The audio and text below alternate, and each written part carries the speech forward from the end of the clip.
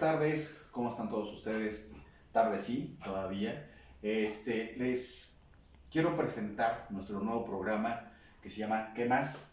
¿Qué más acerca de tus hijos? Ahorita les voy a presentar a nuestro invitado del día de hoy, pero quería empezar con un poco sobre la temática de nuestro programa.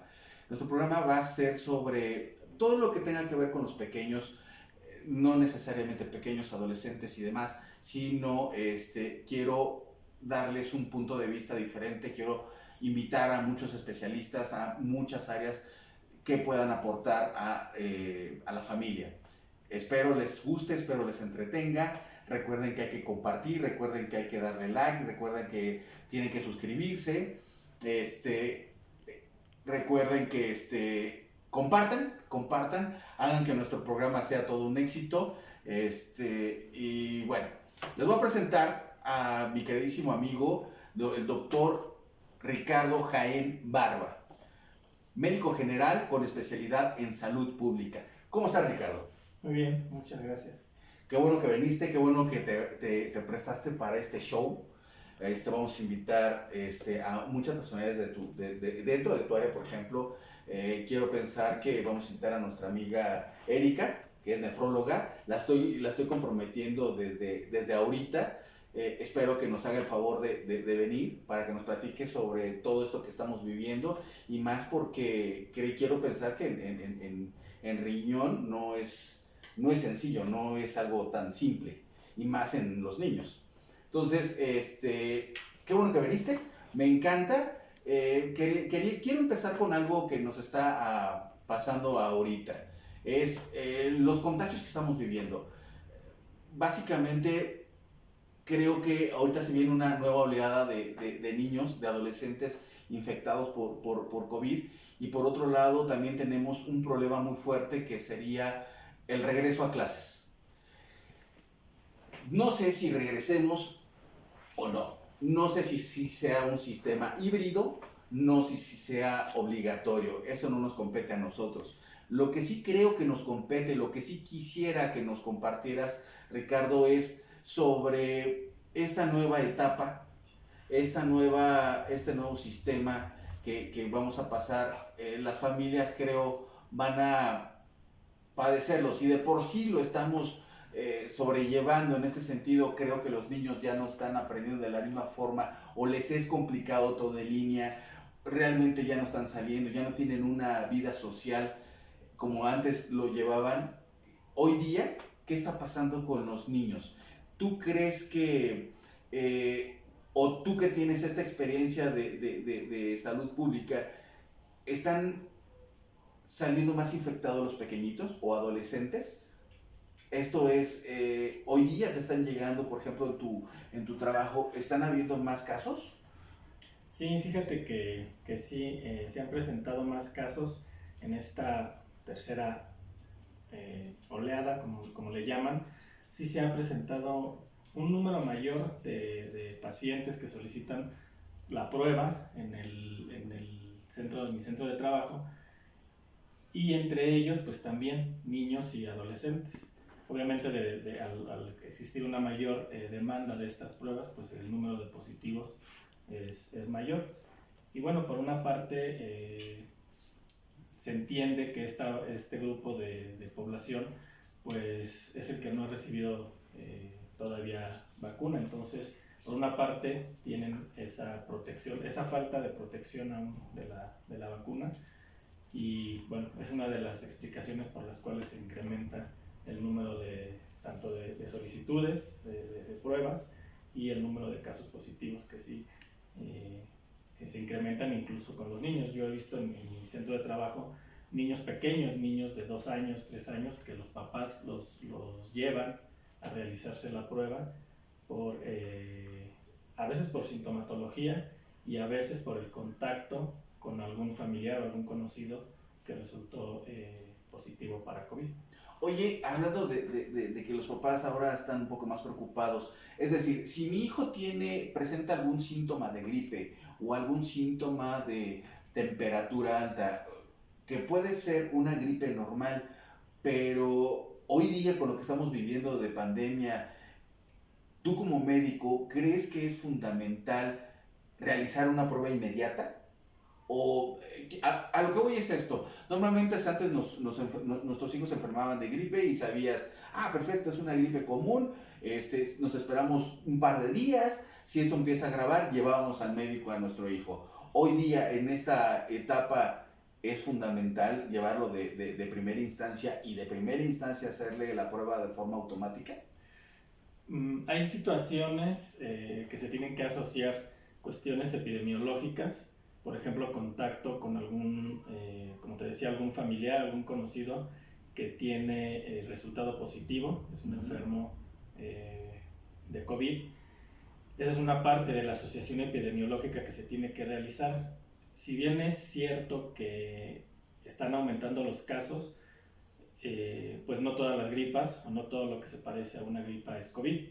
Sí, en la práctica clínica hay que tener mucho cuidado en diferenciar lo que es de una infección respiratoria común, una rinofaringitis, por ejemplo, un resfriado común, de lo que es COVID, pero para eso existen estos mecanismos de asociación epidemiológica que nos orientan para pues diagnosticar una enfermedad por COVID. No es necesariamente que todos los niños o adolescentes con síntomas respiratorios salgan corriendo, ¿no? Sus papás o quienes se hacen cargo de ellos para hacer una prueba, sino si a la consulta, sí determinar si ha tenido un riesgo mayor de contagio y de acuerdo a los datos clínicos determinar si es un caso sospechoso de COVID.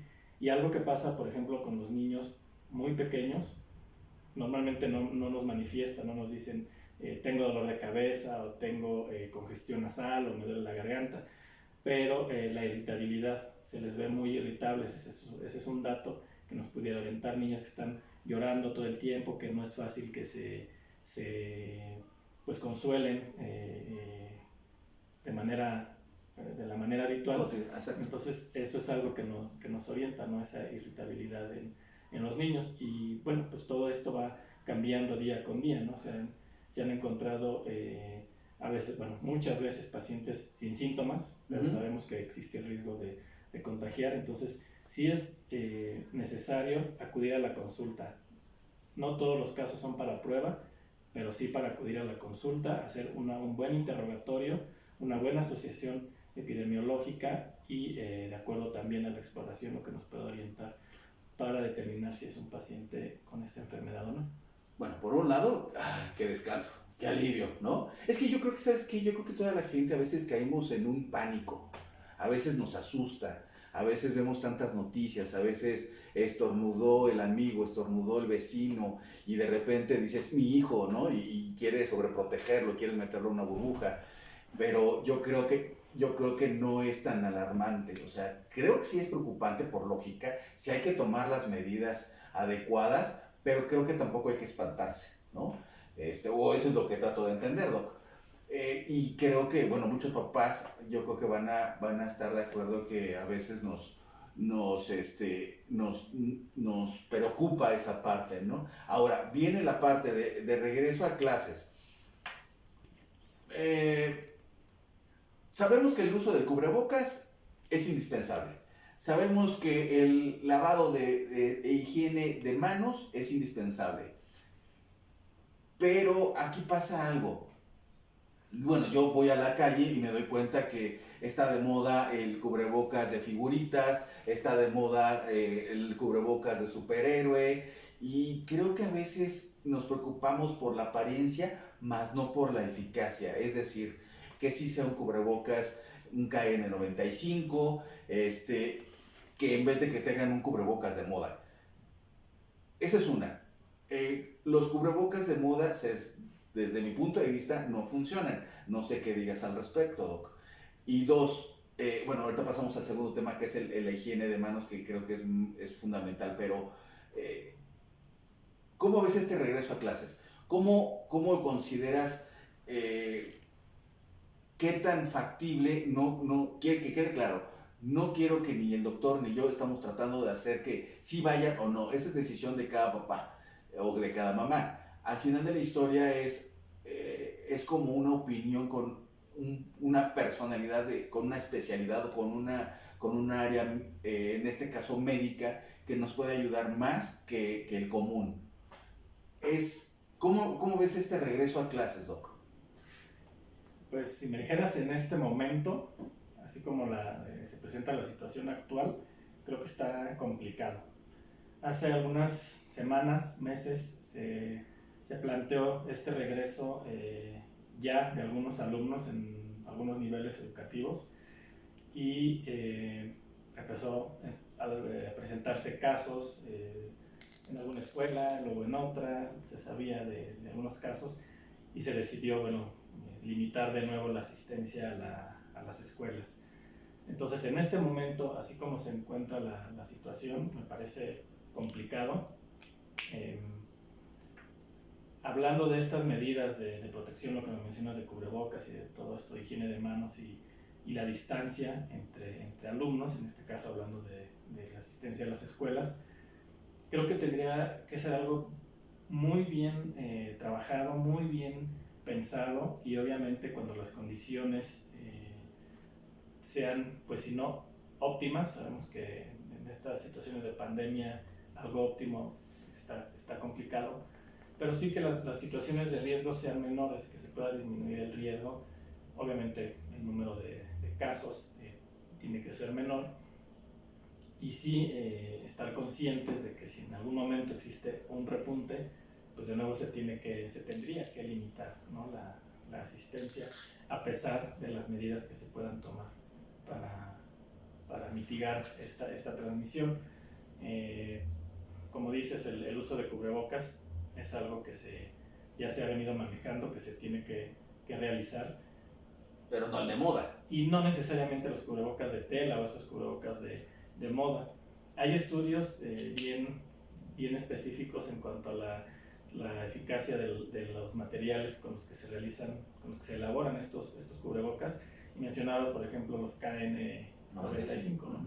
Sabemos que hay equipos como estos que son, pues, de alta eficacia y que se utilizan sobre todo en zonas de mayor riesgo. Entonces, esta doble protección que se menciona ahora con el uso de doble cubrebocas, pues obviamente tiene sentido, ¿no? Estás poniendo como una doble barrera para impedir que se acerque, que llegue el microorganismo, que pueda entrar en la vía respiratoria. Entonces, en ese sentido pudiera ser a lo mejor una opción, ¿no? Quieren usar este cubrebocas de personajes, es ¿no? lo que te voy a decir. Pues tú utilizas el cubrebocas quirúrgico. Ajá, y arriba el de moda, ¿no? Y arriba utilizas el así con bling bling, ¿no? De moda, sí. Ajá, exacto. Y estás cubriendo esa parte de la doble barrera, y pues quieren utilizarlo porque es de moda. Pues. Viene igual algo importante dentro de las escuelas. La manera de cómo la escuela va a poner sus lineamientos o su logística para la protección de escuela. Es decir, llega el alumno, dicen o escuché que, por ejemplo, los aspersores, que muchas veces no son tan buenos. ¿En qué sentido? En que, por ejemplo, tú entras a tu escuela, llevas a tu hijo y pues están dos ahí los tubitos donde está el aspersor. Automáticamente, hasta donde yo sé, que donde el aspersor moja o llega a rociar ligeramente al cubrebocas, el cubrebocas ya deja de tener su eficacia como tal. ¿Eso es cierto? Sí, la humedad en los cubrebocas sí hacen que pierda su efectividad. De esa manera, ¿no? Por el aspersor, o incluso después de un tiempo de estarlo utilizando, se humedece, saliva o sudor, lo que sea. Esa humedad sí hace que pierda su efectividad, entonces después de un tiempo hay que cambiarlo. En algún momento se hablaba de esta situación de los aerosoles, incluso de utilizar desinfectantes en aerosol y que pudiera propagar, ¿no? ese disparo, ese chorro, propagar también el virus, el riesgo de eso, pero hasta ahora no se encuentra pues la evidencia suficiente de que se pueda transmitir de esta forma. Entonces, en el caso de las escuelas y estos aerosoles o estos aspersores, pues tendría que armarse, ¿no? Tendría que solicitarse, tendría que instalarse, que todas las escuelas lo tuvieran. Algo que sí está, últimamente se está describiendo, es la funcionalidad de todo ese tipo de aditamentos extras, ¿no? Los tapetes, sanitizantes y todo esto, y se discute un poco, ¿no? qué tan eficaces son. Entonces, hasta ahora, bueno, lo que se tiene mayor evidencia es pues la distancia, ¿no? El uso de cubrebocas, el lavado correcto de manos, pero además también la situación de los espacios abiertos, de los espacios bien ventilados.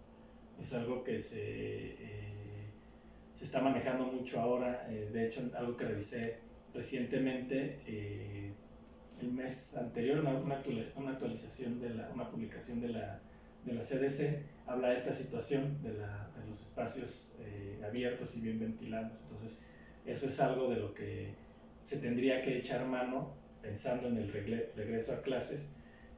Lugares con suficiente espacio, lugares con buena ventilación, obviamente insistir en la técnica de higiene de manos correcta, la distancia y el uso de cubrebocas, más que pensar, en situaciones así de riego, ¿no? Con los sectores o los tapetes o todo esto, que finalmente son medidas que en algún momento van sumando a la prevención, pero de lo que se tiene evidencia como más eficaz, pues es esto que te menciono, y sería lo que debería de tenerse como muy puntual el medidor de temperatura es realmente eficaz. Digo, ya todo el mundo ya salió la N cantidad de aparatitos que te miden la temperatura. Es importante, o sea, ¿hasta dónde puedo preocuparme de la lectura de temperatura de mi hijo? Pues mira, la fiebre como tal es uno de los indicadores de esta enfermedad, ¿no? Así como puede ser de otra enfermedad respiratoria, ¿no? Puede presentarse fiebre, y lo que se pretende con la medición de temperatura es saber si alguien en ese momento tiene fiebre y por ese dato puede ser sospechoso de esta enfermedad, o no tiene fiebre y puede pasar. ¿Qué es sospechoso? No tanto por COVID, sino hasta qué grados debe de tomar consideración de que empieza a tener una temperatura. Porque digo, normalmente vamos al súper, a la plaza comercial, y están los medidores, y normalmente mides 35, 34, 36, y hasta el aparato te dice, está usted libre, puede usted pasar. Sí, algunos indican, ¿no? Temperatura alta o bajo, por ejemplo. Ya hay algunos que tienen ese indicador, pero aquí lo funcional únicamente es si en ese momento esta persona tiene fiebre, ¿no? Si te marca 37,5, 38, 38,5 y dices, bueno, tiene fiebre, habría que saber, ¿no? Habría que tener un protocolo, además de solamente medir la temperatura, para saber, bueno, en este momento tiene fiebre, ¿qué voy a hacer con hablando de las escuelas, con este alumno? ¿Va a regresar a su casa? ¿No va a pasar a clases? Si es un caso sospechoso y estuvo viniendo, tuvo contacto con otros alumnos o profesores, ¿cuál sería la manera de actuar? Entonces, también a eso me refiero con la parte de tener bien estructurado una pues logística, no solo de detección de temperatura o de la higiene correcta de manos y estarlo supervisando, sino también qué se haría en un caso de tener a un alumno con datos de infección por SARS-CoV-2, que es el causante de esta enfermedad, y qué se haría, ¿no? También con los contactos. Entonces, se ha hecho a lo mejor ya habitual ver a alguien midiendo la temperatura. Uh-huh. Lo que es real es que muchas veces tampoco ponen mucha atención en lo que marca el termómetro, porque hace ruido y pase, y hace ruido. Sí, ajá, exacto, pase, ¿no? Entonces, es sobre todo hacer énfasis en lo que se está haciendo, lo que nos reporta. Si estamos midiendo la temperatura, pues qué nos quiere decir y qué es lo que vamos a hacer. Si estamos vigilando la técnica de higiene de manos, pues de verdad conocer la técnica y qué es lo que se va a hacer. Si alguien no se conoce, y lo vamos a estar enseñando, lo vamos a estar insistiendo con alumnos, con docentes, con padres de familia. Entonces, eso es parte de todo lo que se tiene que planear. Yo creo que podríamos hacerlo desde casa. Ejemplo, No voy a esperar que le tome la temperatura a mi hijo llegando a la escuela, que ya llega con un 37.5, si se la puedo tomar antes de llevarlo a la escuela. A lo mejor sería una medida. 2, el lavado correcto de manos. Es cierto, ¿no? Le decimos a nuestro hijo, oye, hijo, lávate las manos ahorita, ¿no? Y va y se las lava. Pero realmente no hay una supervisión por parte del papá, sí o no. Habrá quienes sí, habrá quienes a lo mejor, sí, ya te lo lavaste, sí, a comer. Yo creo que aquí, hoy día, entonces sí es importante un verdadero lavado de manos, de forma correcta. Según yo sabía, te lava las manos, te lava los dedos, uno por uno, entre los dedos, y no sé hasta dónde, Doc, como en los médicos, ¿no? Hasta el antebrazo, pero no sé ahí qué me puedes ahí aportar en ese aspecto. Sí, existe la técnica que mencionas, hasta el antebrazo, prácticamente es una técnica quirúrgica, ¿no? Es una técnica para cuando se va a ingresar al quirófano y es necesario realizar ese lavado pues de esa forma. El lavado común, el lavado que debemos de realizar todos los días, sí es entre los... Hay una técnica, ¿no?, específica, de hecho hay carteles, hay unos instructivos para poderla realizar.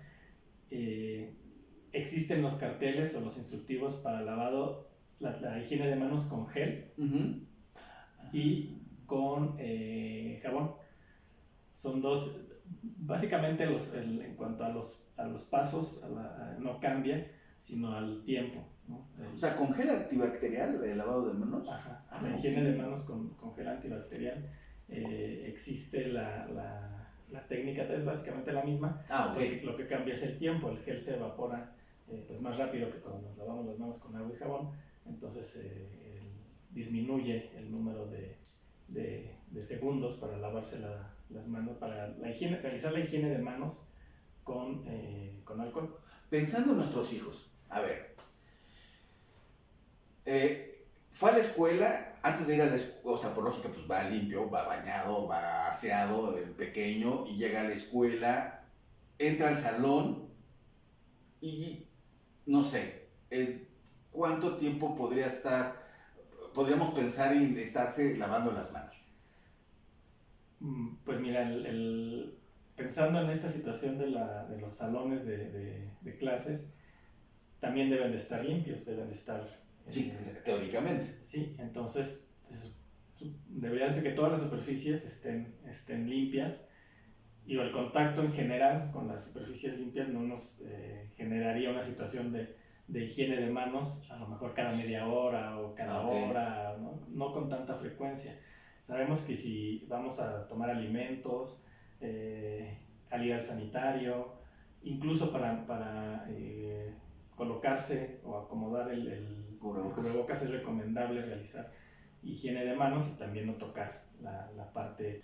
Quiero pensar que entonces, si tenemos una buena educación en casa, es decir, vamos a comer pequeños, por lógica se van a lavar las manos, a lo mejor solamente supervisarlos hasta que mi pequeño empiece a entender el lavado correcto de manos, ¿no? Si sale a la calle o si sale al patio a jugar, ya no a la calle, más bien si sale al patio, porque a la calle no puede salir, si sale al patio a jugar, entonces regresa, se lava las manos.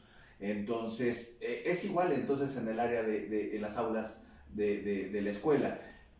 Estaría padre entonces que las escuelas pusieran atención en un buen ventilado del aula, que los niños, los papás, que tratemos de inculcarles ese hábito constante. No quiere decir que no lo inculquen, no quiere decir que no los enseñen, pero creo que ahorita, por lo que estamos viviendo, creo que es todavía un poquito más insistente en ese sentido. El cubrebocas, ok, ya dijimos que sí podemos usar el de moda porque el doctor nos dijo que sí, no es cierto.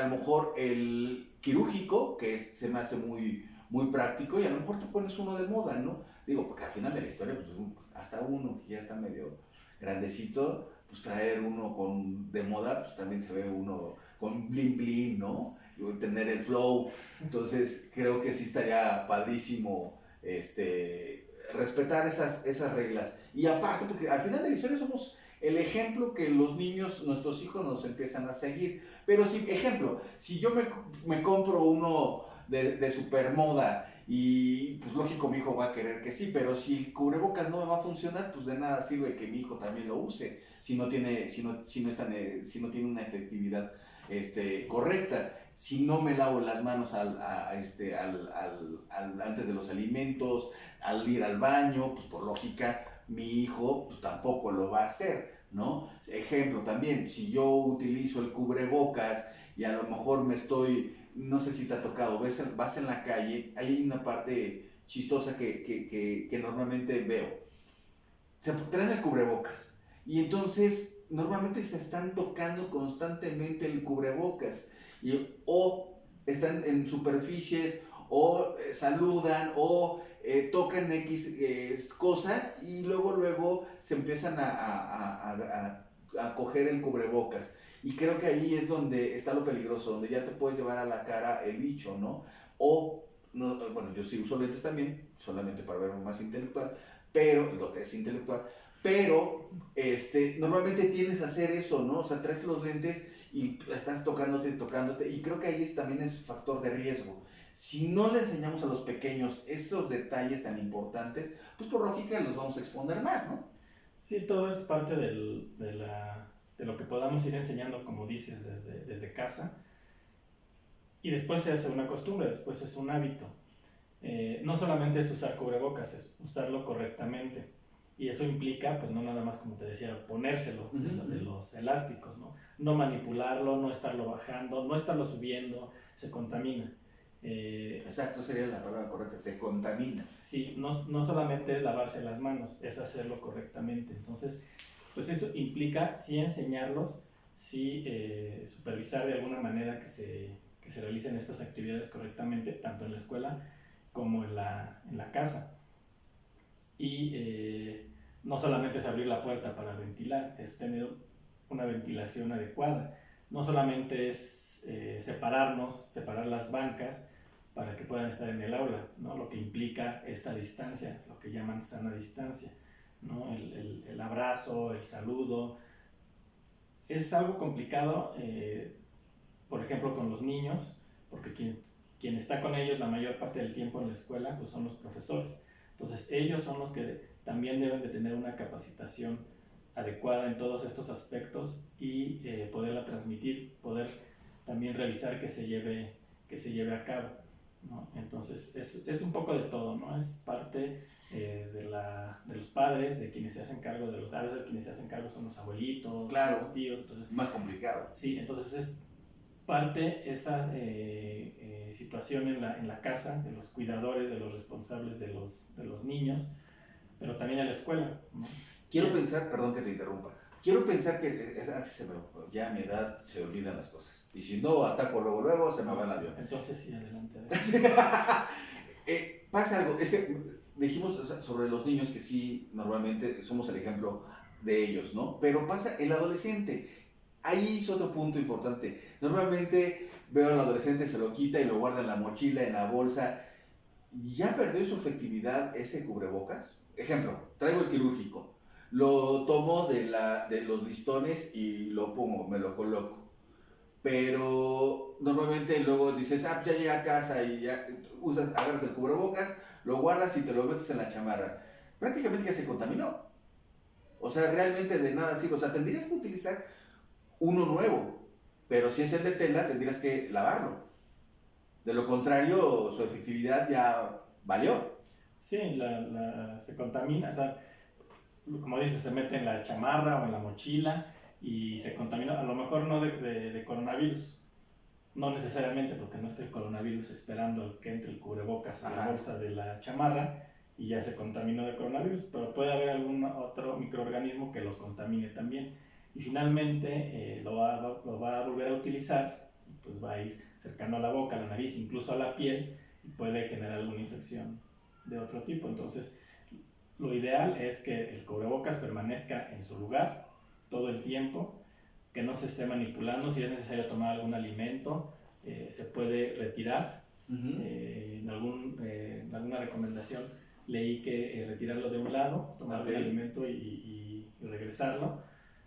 Tampoco para estarlo quitando todo el tiempo con las dos manos, manipularlo, dejarlo en el escritorio, en la banca. O de papada. O de papada, o de lentes, o de Ándale, gorro. de gorro está excelente. Sí, ¿no? entonces solamente en esos casos, y aún con el cubrebocas puesto, pues tener esta situación también del estornudo de etiqueta, Ajá, exacto, como le llaman, ¿no? con el ángulo del codo. Entonces, a pesar de tenerlo, seguir con esta práctica. O sea, hay que ser muy propios, ¿no? Perdón, doctor, voy a estornudar. Sí, ¿no? a lo mejor no te da tiempo de avisar. Ya estornudas en el sí, claro, ángulo ¿no? del codo. Ajá. Y con el tiempo se vuelve una costumbre, se vuelve un hábito. Obviamente con dificultades con los niños, tal vez porque son pequeños y no están adaptados a esto, pero lograr que se adapten, y con los adolescentes o en alguna etapa de rebeldía, a lo mejor de no quererlo utilizar, pero insistir en que se lleven a cabo estas medidas, porque es lo que ha demostrado pues ser más eficaz para controlar la transmisión. Es que eso es lo que te platicaba, que creo que somos el ejemplo. Yo creo que los pequeños nos siguen. Si nosotros hacemos lo correcto, por lógica nos van a imitar y van a hacer lo correcto. Y digo, a esto voy con cosas muy chistosas, por así decirlo, que muchos papás me encuentro en la calle. Y de repente llego a escuchar y dicen, no, es que no voy a llevar a mi hijo a la escuela porque la pandemia, porque se pueden infectar, ¿no? Pero hay cosas chistosas, pero sí se van a la plaza comercial, sí se van al cine, sí se van sé que a lo mejor no tienen con quién dejar a sus pequeños y se van al centro comercial.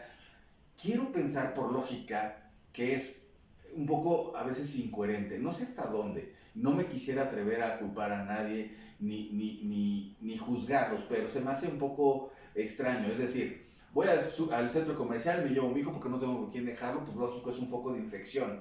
Pero estoy en contra de llevarlo a la escuela. O sea, es cierto, tal vez teóricamente pensamos que ir al centro comercial lo voy cuidando, pero también pues, no somos correctos, no somos perfectos y nos podemos equivocar. Entonces, el mismo factor de riesgo que tenemos al ir a un centro comercial con nuestros hijos es el mismo factor de riesgo que es ir a clases, ¿no? Digo, aquí, lógico, los responsables serían los maestros, los directivos, ¿no? Independientemente de que no se hay que deslindar la responsabilidad de los padres. O sea, yo creo que es una responsabilidad de todos los que estamos involucrados. Responsabilidad como padre, de enseñarle los buenos hábitos, de enseñarlo y tratar de que mi pequeño cumpla esos buenos hábitos para tratar de evitar ese contagio. Hablar con los maestros, hablar con los directivos, ver si las aulas son idóneas o si van a llevar la logística correcta para disminuir el contagio. Y la otra, no sé hasta dónde estaría padrísimo que a lo mejor tuvieran disponibles tipo beneficio las escuelas de de exámenes, de estudios de antígenos, o de este tipo de pruebas, ¿no? Digo, hay unas farmacias, no quiero decir marcas, que teóricamente pues, te los venden en 338 pesos. Yo quiero pensar que sean correctos esas pruebas. Sí, hablando del riesgo en lugares públicos, pues obviamente sabemos que existe riesgo, ¿no? Hay una tablita, en algún momento te la compartiré. Es una gráfica y está muy clara, muy didáctica para ver dónde tenemos más riesgo, ¿no? El cine, el centro comercial, el aula, tiene varios lugares. Es muy didáctica, igual en algún momento pudiéramos compartirla para... Y de hecho se ven los puntos de hasta qué distancia estornudas o hablas y hasta qué distancia te llegan las partículas. Sí. Y entre más gente y entre lugares más cerrados, por lógica, es un factor de riesgo más predominante. A lo que voy no quiere decir que quede claro, no quiere decir que estoy diciendo que sí los llevan a la escuela, no. Estoy diciendo que tenemos que poner un poco de atención.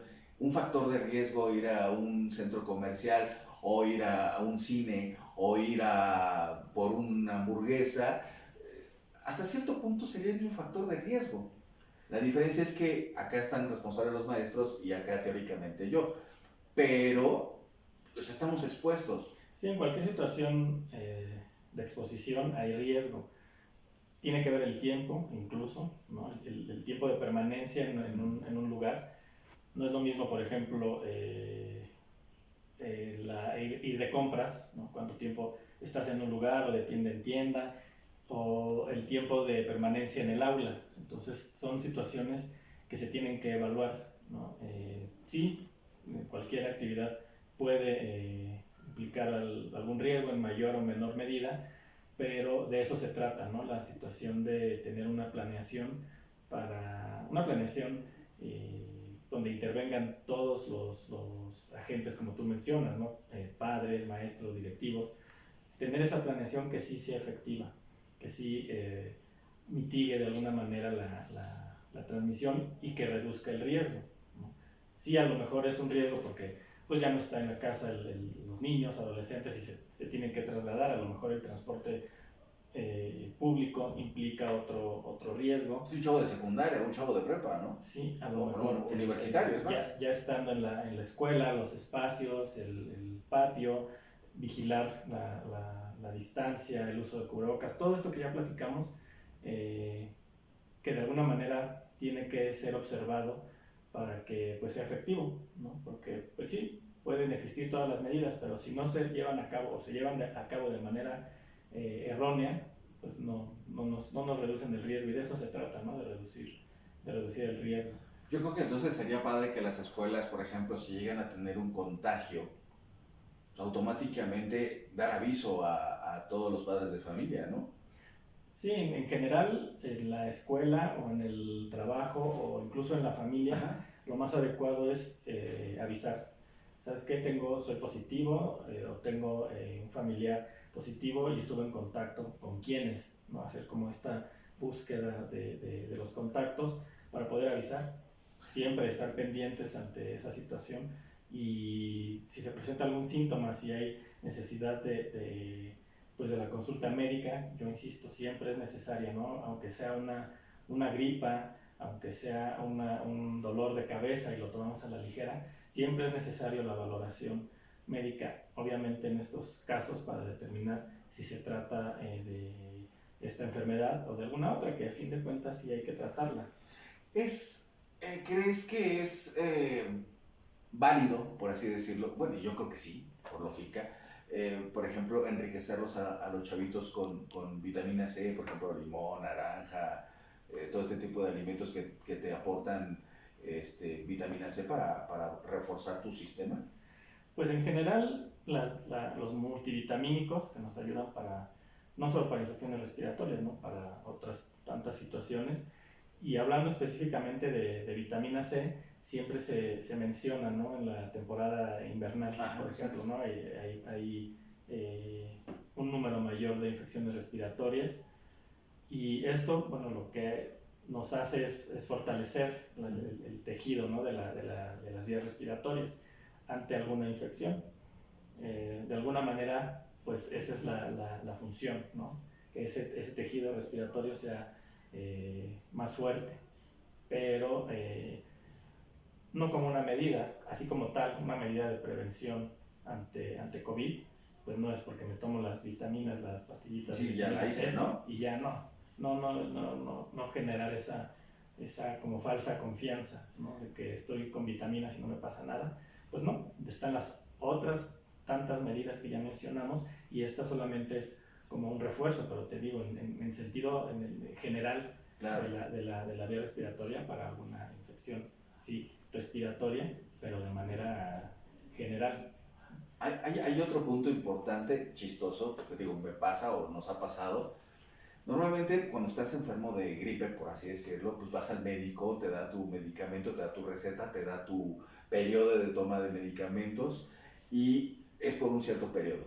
Normalmente lo que hacemos es, muchos, no todos, pero muchos lo que hacemos es, te tomas el medicamento, vas en el tercer día y te sientes súper bien, ya, hasta ahí prácticamente ya dices, perfecto, ya no me tomo lo que sigue, y se acabó. Hasta donde sé, por parte tuya y por parte de todos los amigos médicos, es que es lo peor que podemos hacer. O sea, somos malos pacientes. O sea, es un error garrafal que si, por ejemplo, tu niño o el adolescente o nosotros como adultos nos dice el médico, tómate el medicamento por 10, 7 días, es por algo. O sea, no es para que en el tercer día te sientas bien o tu hijo lo ves bien y ya canceles la dosis.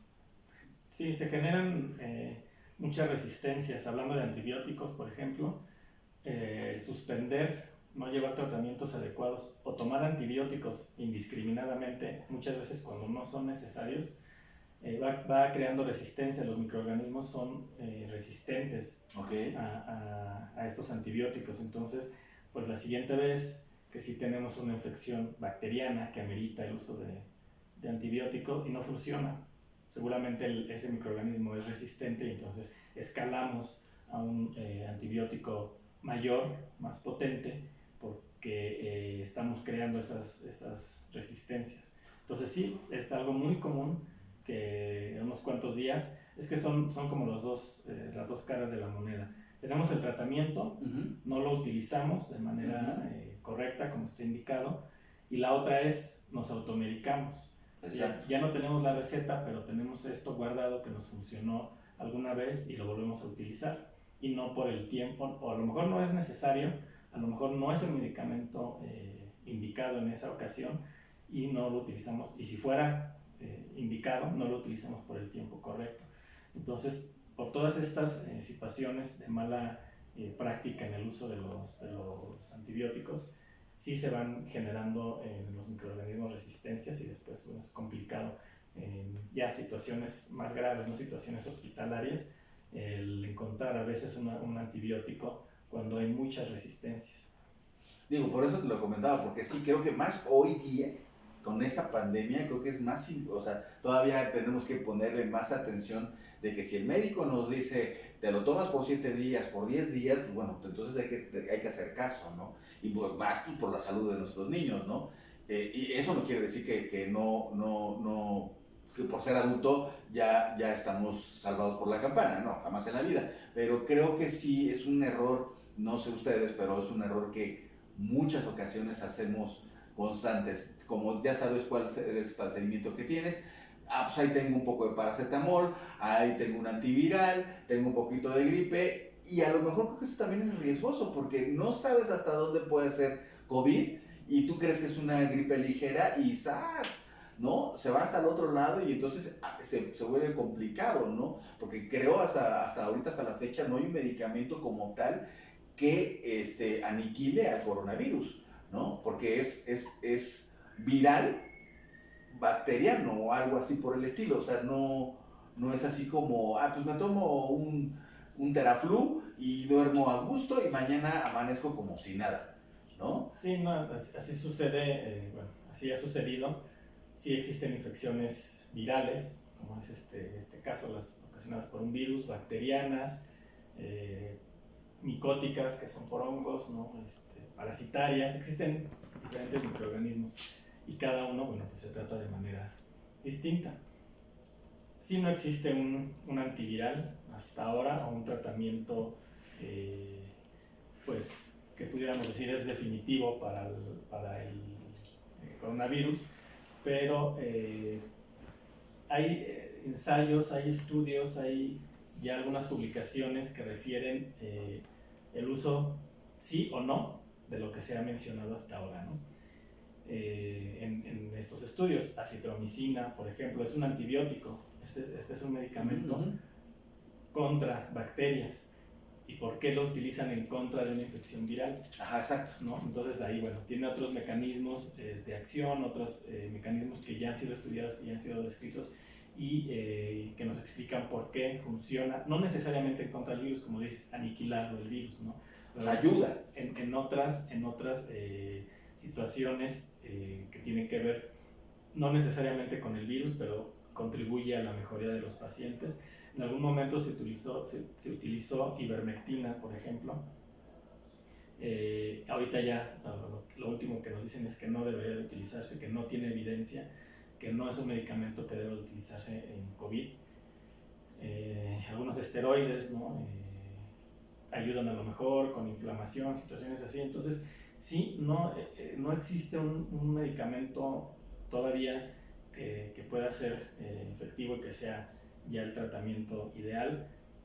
Tratamientos un poco más sofisticados ya a nivel hospitalario, que se utilizan con pacientes graves para reducir mortalidad.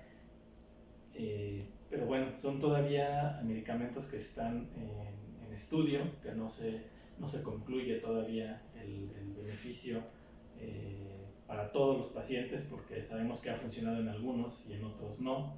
En unos funciona mejor, en otros no tanto. Entonces, finalmente esto es como tanto como las vacunas, ¿no? Parte todavía de los estudios que se están realizando y pues en que en algún momento tendrá que definirse, pero por ahora pues no existe. Lo mejor es no automedicarse, porque creo que es gripa y me tomo algo y resulta que fue COVID. Como te decía hace un rato, lo mejor es ir a la consulta, ¿no? En la consulta médica pues nos podrán determinar cuál es la enfermedad que tengo en ese momento y recomendar el medicamento que debo de utilizar.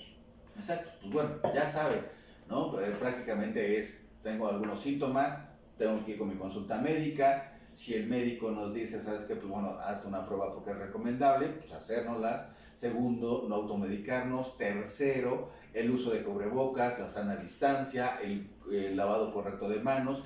Y esto es importante crearle ese hábito a nuestros pequeños, ¿no? O a adolescentes, dependiendo sea el caso. Entonces, doctor, pues prácticamente quiero agradecerte por haber venido a nuestro programa, por haber participado, por contagiarnos de tu sapiencia, por tratar de ayudarnos a que los padres o a que los jóvenes pues tengan otro tipo de referencia. Prácticamente pues es una charla entre amigos, prácticamente no tenemos, bueno, es lo que tratamos de hacer en el programa, no queremos decirle lo que es correcto, lo que se va a hacer o lo que no se va a hacer, lo que se permite o lo que no se permite. Simplemente es una plática de lo que pensamos, de lo que creemos, y ya ustedes padres, pues bueno, sabrán en qué momento tomar una decisión.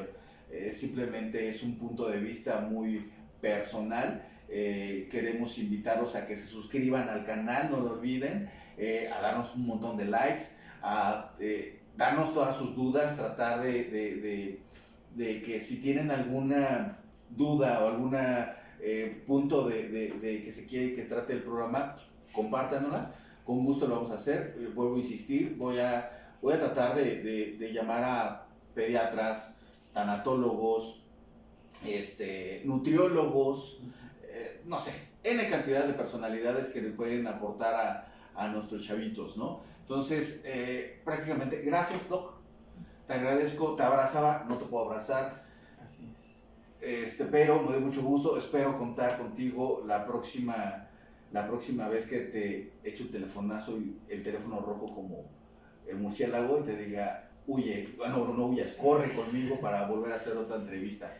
Sí, pues al contrario, muchas gracias por su invitación, muchas gracias por tomarme en cuenta. La intención, como dices, es transmitir un poquito de lo que conocemos, un poquito de lo que hay evidencia, no es que queramos imponer, pero sí transmitir esta parte de lo que se ha evidenciado como de mejor práctica, hacer esta serie de sugerencias y la vacunación también. Recuerden, exacto, sí hay que, como sugerencia también, hacer caso a la vacunación. Sí, vacúnense a quienes ya les toca. Yo me voy a vacunar contra la rabia también. No creo que sea necesario. No te van a aplicar esa vacuna. Sí. No, las vacunas que nos corresponden a los niños, sí, claro, en su momento, adultos, adolescentes, a cada uno en su momento, de acuerdo a la edad, siempre las vacunas que corresponden, ¿no? También ya se hizo una campaña de vacunación también para los maestros, para regreso pues más importantísimo, más seguras a las aulas. Entonces pues seguir recomendando esto sí es una sugerencia muy importante que sí, pues que se vacune el maestro para que proteja al pequeño, ¿no?